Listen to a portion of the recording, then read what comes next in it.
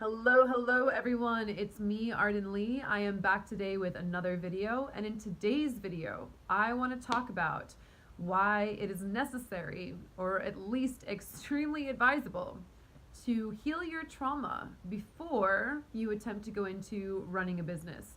Especially true of a business where you are a coach or where you have clients of any kind, but also true of having a business where you have any relationships with people such as employees, et cetera, et cetera. Why it is really necessary to look at and heal your patterning and your responses around trauma in order to make those relationships as fruitful and as peaceful as possible. And I'm going to give you some insight into my own journey. Most of you know that I spent pretty much all of 2016 and going into 2017 on a really deep trauma healing journey. And how it was only coming out of 2017 that I really created the space and the bandwidth to be able to hold space for people, because I needed to feel safe in my ability to do so. I needed to be able to feel confident in myself. So I'm going to explain a little of the mechanics behind that to you. First, of course, if you are not already familiar with me and my work, my name is Arden Lee, and I am the creator of the Repatterning Project, which is an 8-week course where we hack our beliefs and reframe our mindsets in order to remove all the obstacles in front of us to the goals that we want to achieve, to our success, our happiness, our fulfillment, healthy relationships, fulfilling work situations, and creative flow, and all that good stuff. So if that sounds like something that you're interested in, you can go to the description box where I have a link to a free PDF guide to tell you a little bit about the Repatterning Project. And I also have a link to the Repatterning Parlor, which is a Facebook group that I moderate.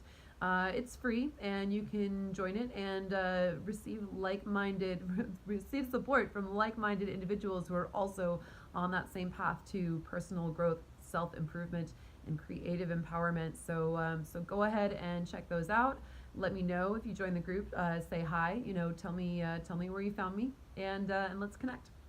All right. So let's talk a little bit more about why it's necessary to heal our trauma before we're really capable of being able to hold space for business. And essentially, I think for me, I'm like a rather extreme example of this too, because I had trauma from my mid-20s that was specifically related to having clients. I was a professional dominatrix in New York City, and which is basically, if you're not already familiar with that, that's essentially I was a professional bondage, sadomasochism, fantasy role player.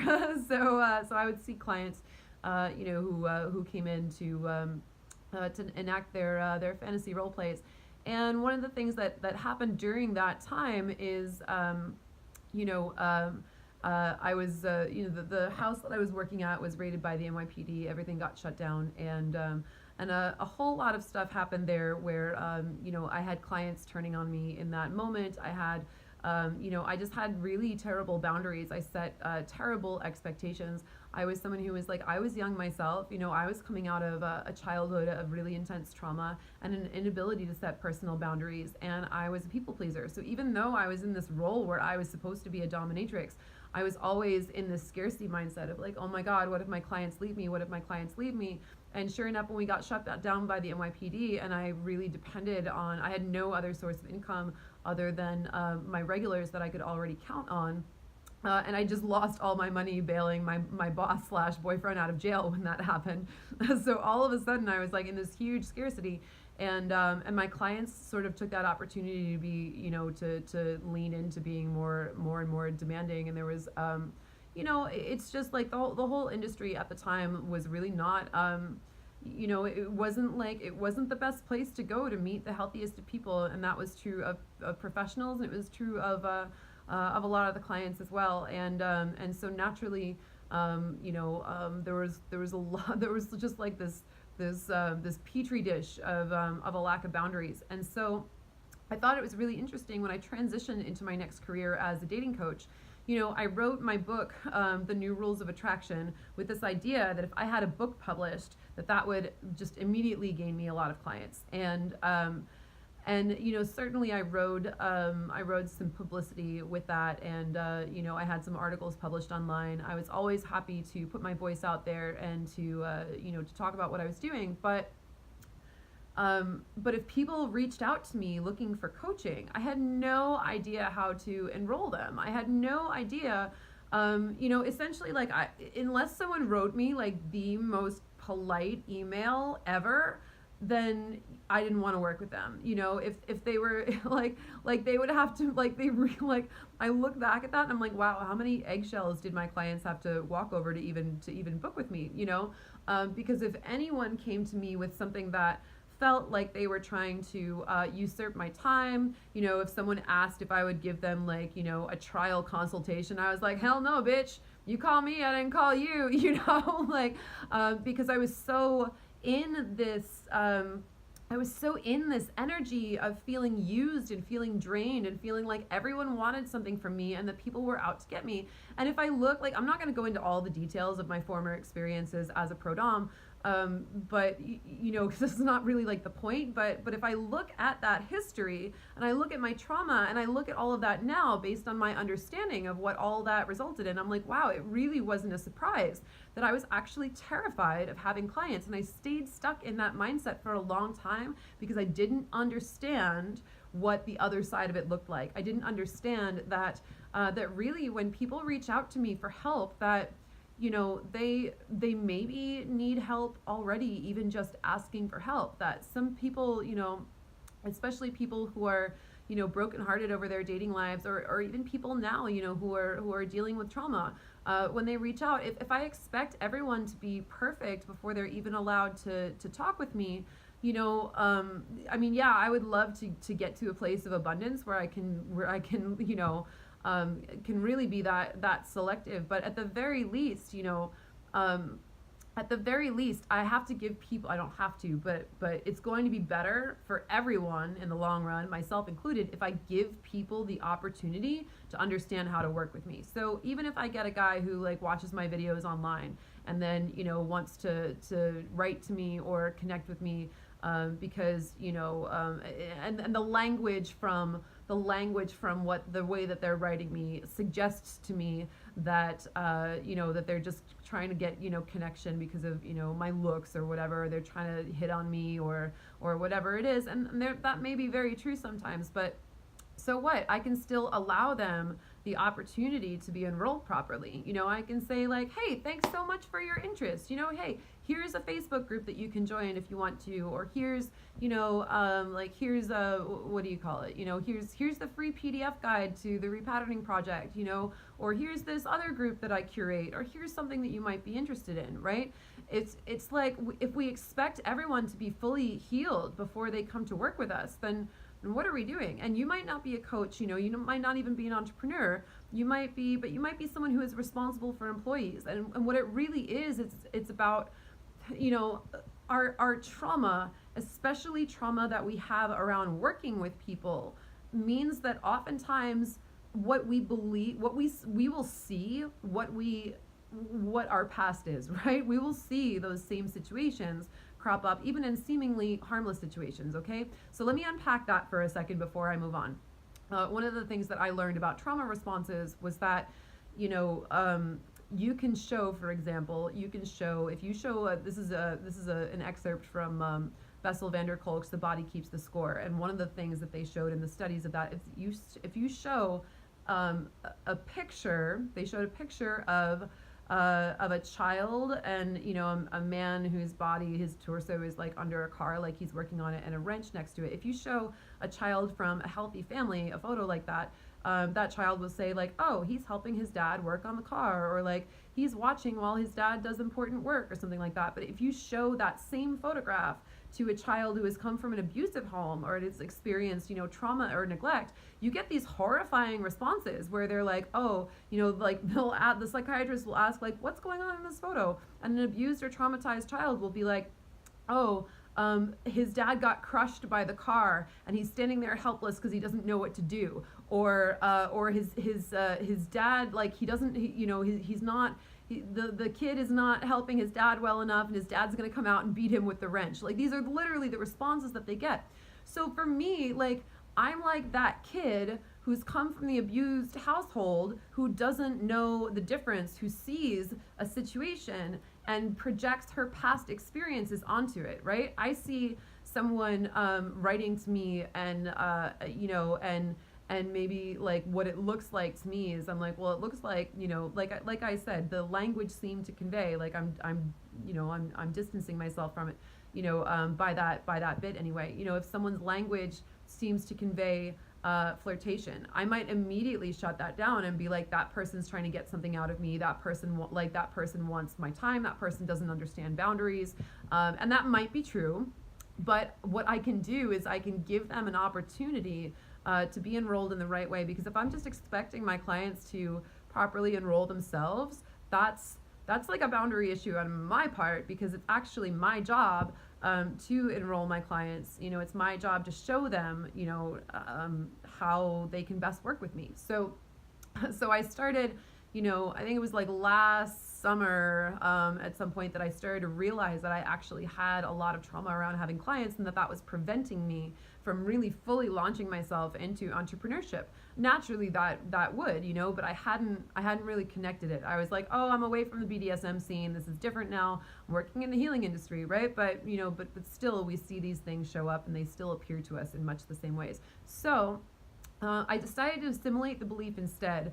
I took this on as like sort of a mantra, just to remind myself, and I was like, okay, everyone secretly wants to work with me and wants to value me at exactly the way that I value myself, but they just need to be shown how.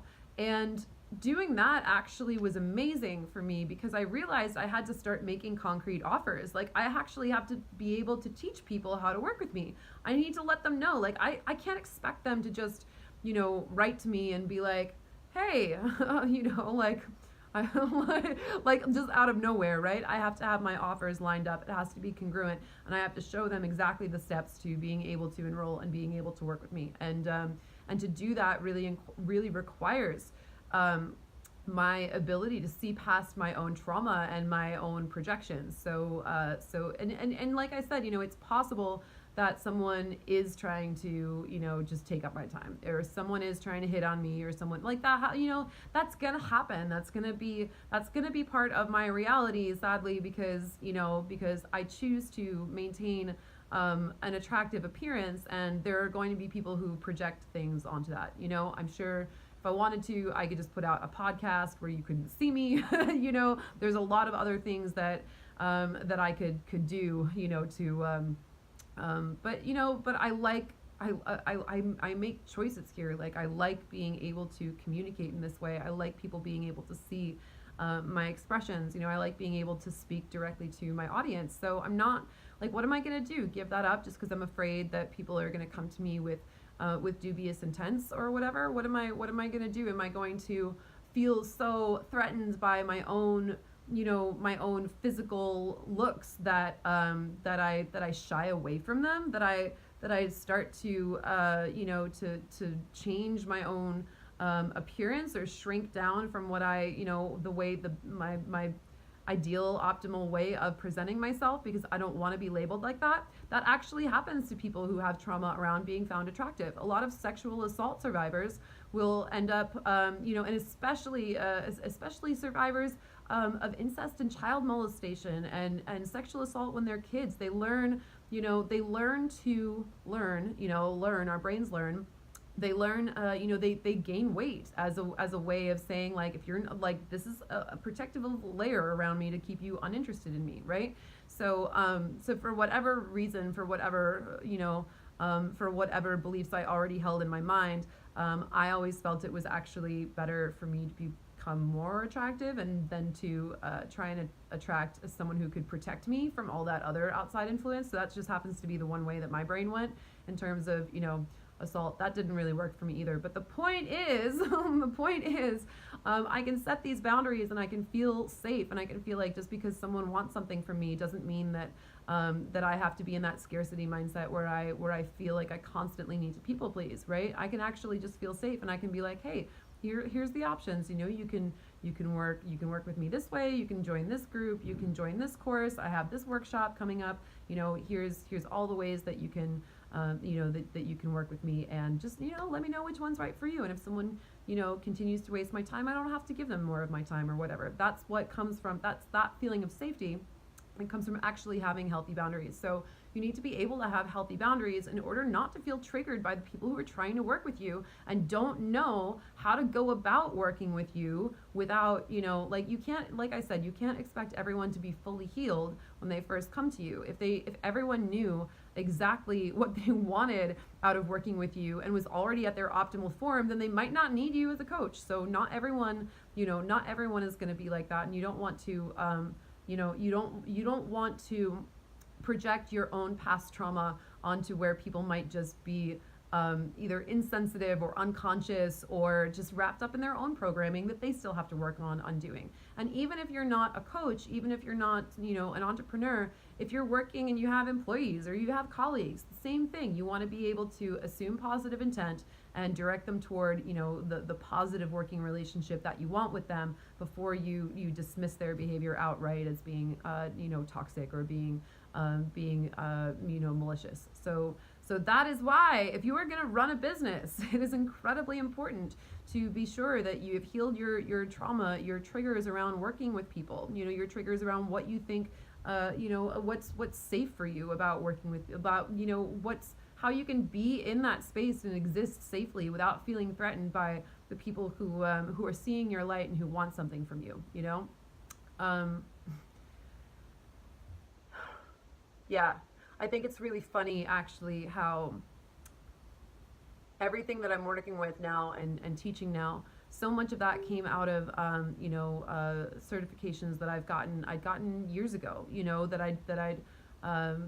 it's like, I don't know if I even really gained any skill sets other than my own insights about how all of this works when I took myself on this journey, but it's really funny how, for the longest time, I wasted so many years really not stepping into my full power as a business owner, as a coach, as an entrepreneur. I just sort of, like I said, it was very safe for me to do things like write books and articles and then just put them out there and let people, I assumed that would draw people to me, but I didn't know how to enroll them once they did. So anyway, all those wasted years that I wish I could get back now, not knowing what I wasn't seeing, not knowing the possibilities that I wasn't seeing, not even knowing the ways that I was limiting myself by the way that I responded to people who were reaching out to me, and by the way that I kept myself from even doing any lead generation because I assumed that just being a published author would be enough, because again, that algorithm was like, if I'm worthy, then, if I'm worthy of success, then it'll just be handed to me. And that's like, obviously that's not the way it works. If you've been watching these videos for a while, hopefully you know that by now. So anyway, I hope this talk was helpful. And if you're thinking about running a business, definitely you're going to want to heal your trauma first. I can help you with that. So reach out to me if it feels in alignment. I promise not to project all my past trauma on you. Although please do be polite. Like, oh my gosh. It's just part of being a woman on the internet. I'm sure it's part of being anyone on the internet, but like, do feel free to reach out. But like, please be nice. All right. I appreciate you guys. Thank you. I'll see you in the next video.